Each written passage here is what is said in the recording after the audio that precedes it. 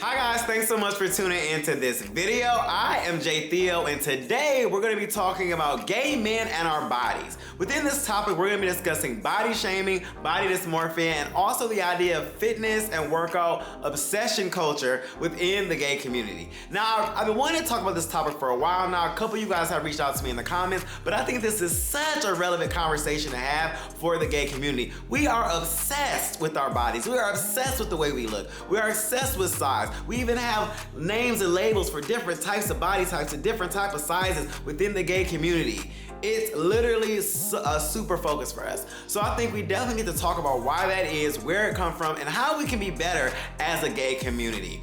So guys, with all that being said, let's go ahead and dive right into this video and let's discuss gay men and our bodies.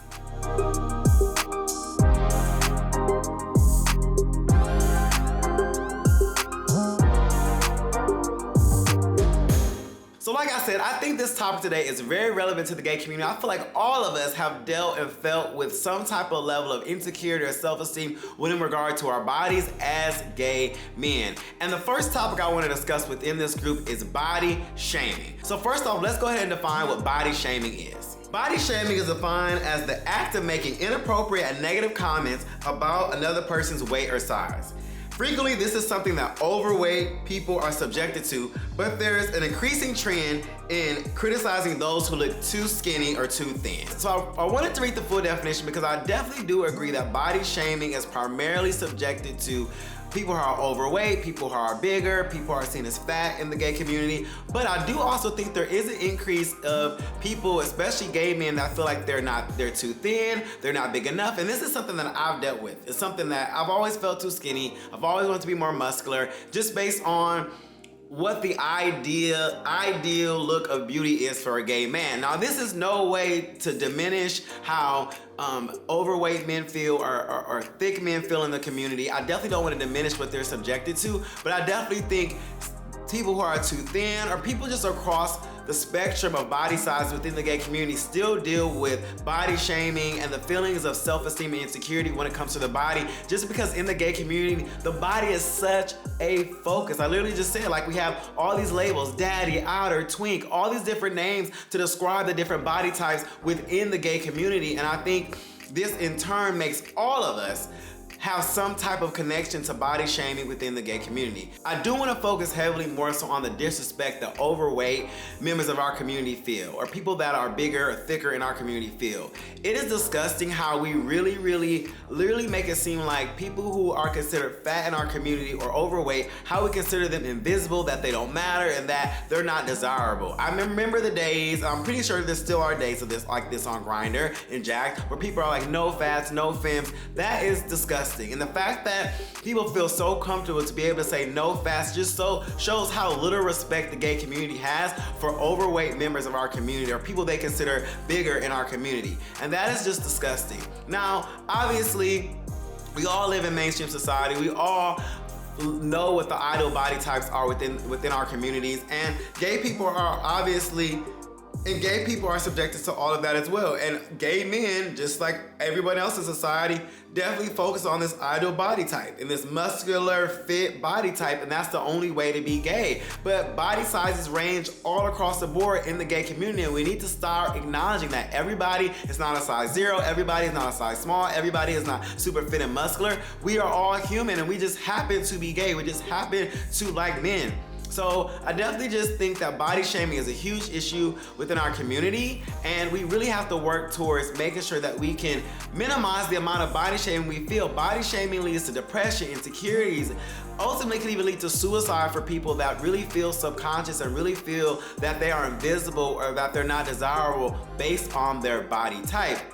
And unfortunately, in the gay community, we just have so much media that reminds us of the body that we are not. Social media has played a big role in how we feel about our bodies, much like in mainstream culture. But the fact that you cannot get on Instagram without some bodybuilder in a Speedo, or models who are gay or just who idolize this different body type. I mean, we all know if we go on our phones, I know on my phone, a lot of the the men that I like and see happen to have these chiseled bodies, these fit frames, like all of the above. And I think social media definitely is not helping us feel better about ourselves when it comes to being gay men. I also think dating apps. Most dating apps, a lot of guys don't even show their face. They literally will just show their body. Or their first entryway to discussion is showing different photos of their body. So all of us literally, even when we're on dating apps, the first entryway for socializing is our body. Some men feel like the face is not even important, the body is more important. Which in any other world, who would ever want to speak to just a chiseled body, even if it was just a body? You always want to see someone's face. But even in dating app world, we prioritize the body, and we prioritize how a body looks more over than we do somebody's face or even just how somebody's personality is. We really focus so much on the body. So dating apps really make it difficult for us to not be insecure about our bodies. Social media makes it really hard for us not to be insecure about our bodies. And also just anytime you go out to a gay club or any type of gay event, there's always go-go dancers and speedos that have super fit bodies reminding you like, this is the ideal body type. You should want to look like this. So even when we are in gay spaces, there's still this constant pressure of this is what you should look like, or this is what attractive men look like, are these go-go dancers, these people that have chiseled bodies and perfect bodies. It never ever ends. Another big catalyst to the insecurities we have about our bodies also comes from porn. So I was reading a study from an article that I'll link down below, but basically the study talks about that gay men consume porn at a higher rate than straight men. Gay men consume porn around like 96 to 98%, where straight men consume porn at about 72 to 74%. So we as gay men are also consuming porn at higher rates, and within these porns are the ideal body types of men that we think we want to be, and we also find that desirable, because most of the porn stars, most of the people who are out here really big porn stars, they're chiseled, they're fit, they're small, they do not have a big frame. And don't get me wrong, there are different subcategories within porn that people like daddies and bears and everything, but the big mainstream, big focus, the huge porn stars, the people that everybody watches, still has that chiseled, fit, thin, fit physique.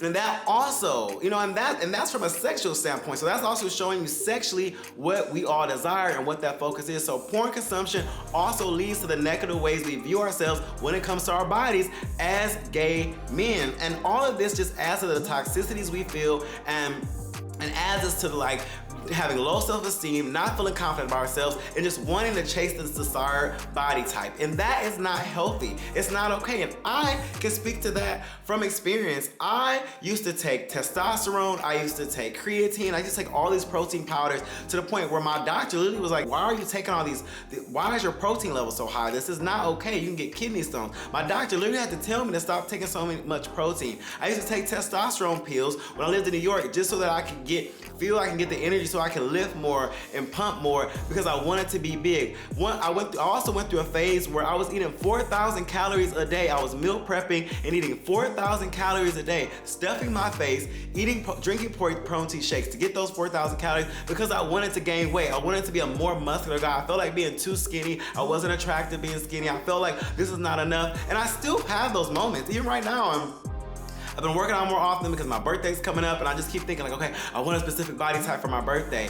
I'm definitely not as extreme as I used to be. I definitely have more respect and love for my body now, but I still just always have my birthday, or there's always this feeling of like, my body needs to be more fit, it needs to be better. And a lot of this comes from all the media and all of the pressure we have as gay men to look the part, to be the part.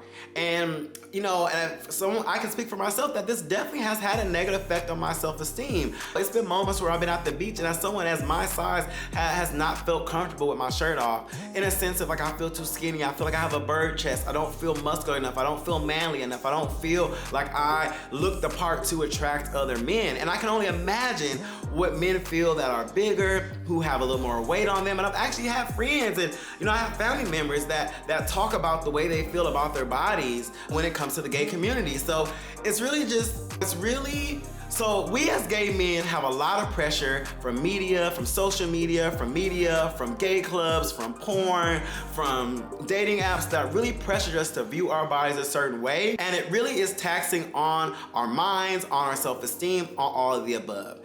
And that leads me to my next topic that I want to discuss within this topic is body dysmorphia. So body dysmorphia is something that is super important that I want to talk about because it heavily does affect the gay male community. So I'm gonna go ahead and define body dysmorphia as well. So body dysmorphia disorder is a mental disorder in which you can't stop thinking about one or more perceived defects or flaws in your appearance.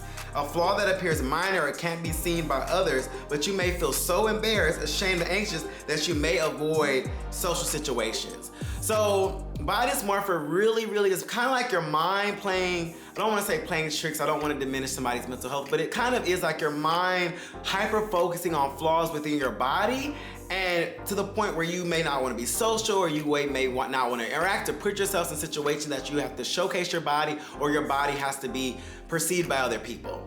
So this is a disorder that heavily affects gay men. It over-penetrates and is represented when it comes to the women overall. But it honestly, the second group that is the most affected are gay men. So when it comes to BDD within gay men, there's a 32% prevalence in the gay community and a 38% prevalence when it comes to women. So we're only a few percentages less prevalent than women. That just shows how much it affects gay men, much like how it affects women. And women have so many more things pressure them to look a certain way and be a certain way. And just to give you a couple more stats, gay men comprise about 2 to 4% of the general population, but they represent 12.5% of all men with body dysmorphia disorder. So that's a big deal, 2.4% of the population, but almost 13% of all men with BDD. Like, that's not okay. That is not okay. Having this disorder really can lead to really big health risks and health problems. Obviously, if you feel like your body's not okay, you're gonna take the steps to try to make it look the way you want. So that's taking supplements, where a lot of supplements are not FDA approved. Someone like me that was taking testosterone, that was taking extra protein, that could have led to me getting kidney stones. My doctor told me that if I kept taking over too much protein, it would lead to me getting kidney stones because it's too much protein in my system. And even just certain proteins like creatine are just not good for you at all. So, and they're not FDA approved. So a lot of supplements that you can take could actually be harmful to your body. Also, the desire for plastic surgery. There has been a huge increase in plastic surgery when it comes to men. And a lot of this obviously has been because of social media, but when you have plastic surgery, you're taking a risk with your life. You're taking a risk to have complications. And sometimes you can have plastic surgery and have complications that can be with you for a lifetime. And now this is not to discredit plastic surgery. Do it if you want to get plastic surgery, but when you have a disorder, you have a mental disorder, and then you are getting plastic surgery and you continuously see flaws that are not there, you continuously may start becoming obsessed with plastic surgery, where this may become a fix for you when you feel these negative thoughts about your body. Next is just eating disorders. So having a body disorder like this, you could have anorexia, bulimia. You could start having eating disorders too that are not helpful for your body, not helpful for your health, and that could lead to, honestly, death. Also, much like supplements, a lot of men who, when they don't see the results they want, they then take steroids. Steroids are not good for you. Steroids can cause a lot of problems, and have a lot of negative symptoms that could be irreversible. And lastly, body dysmorphia could lead to potential suicide. It could lead to you potentially wanting to end your life because you don't feel right in your body. And the body shaming and all the disrespect you get can lead you to not feel okay in your skin to the point where you want to take your own life. So these are all things that are negative results of the shame we feel in the gay community when it comes to our bodies. And body dysmorphia disorder is something that can really lead to really bad health risks, bad health effects, and even can lead to premature death. So I definitely think we as a gay community really need to think about body dysmorphia and how we are affected by that. And if we have different levels of body dysmorphia. I definitely think that I have levels of body dysmorphia, and it's something I'm still working through as I've gotten older and I've gotten in therapy about myself and just being more accepting of myself. But I definitely think we need to check ourselves when it comes to our bodies, how we feel about our bodies, and make sure that we are taking healthy routes to take care of our body. That should be the number one. We have to be healthy with our bodies, and focusing on our appearance in a way that is unhealthy, that is toxic, that can become obsessive is not okay. And I know a lot of gay men, skinny, bigger, in the middle, of all different body types, feels this way when it comes to our body. And at the end of the day, being bigger, being overweight should not be something that is shameful in the gay community. Everybody should be able to have any type of body type they want, and it is okay for us to be represented in all body types. And to anyone who thinks you can't be fat, or you can't be bigger, you can't be overweight and gay, you are the problem, and you are the reason why people are not okay with their bodies, and you need to change your mindsets. We all need to do a better job of changing our mindsets when it comes to our bodies, and everybody a part of the gay community is a part of the gay community. We need to stop making people feel that they are invisible and that they don't matter because the way they look, the way their bodies are, that is not okay. The last topic I wanted to touch on when it comes to gay men in our bodies is our obsession with fitness and working out. I know so many gay men that will never miss a workout, that are completely obsessed with working out and being fit because they feel that they need to be able to represent the body that everybody wants so that they can be this person that is in the gay community. And now I'm all okay with us focusing on our health and working out for our health. I am somebody that does enjoy working out and doing yoga and all these things, but I think sometimes we can overdo it and become obsessive because we are so focused on the way we look and the way we feel. And I think any obsession, any addiction is not okay. Our body is our temple, and we do need to make sure we take care of it by eating right, working out in healthy ways. But I think in the gay community, some of us do become obsessed with the look we feel, and we feel like if we don't look a certain way, we will become depressed and we will not be okay with how we feel. And then that's still a form of body dysmorphia. If you feel you have to work out every day to look a certain way, and if you see any little flaw, you have to go back to the gym and work it out, that is body dysmorphia. I'm pretty sure you would be diagnosed with that, and that still is not okay. I think we all have to take care of our bodies, and we all have to have